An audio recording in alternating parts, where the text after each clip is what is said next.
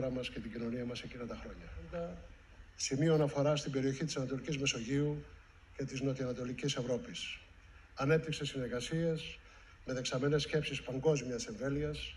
Σε αυτά τα 10 χρόνια που πέρασαν, το Φόρουμ των Αδελφών μεγάλωσε, μιας εποχής που ξεδιπλώνεται καθημερινά. Πιστεύουμε επίσης απόλυτα πως αυτός ο δρόμος περνά μέσα από τη συνεργασία και τη διεθνή αλληλεγγύη. Αποτελούμε όλοι μας μέλη μιας μεγάλης ανθρώπινης αλυσίδας που ο κάθε κρίκος είναι ταυτόχρονα... Εγώ θα μιλήσω στα νέα ελληνικά.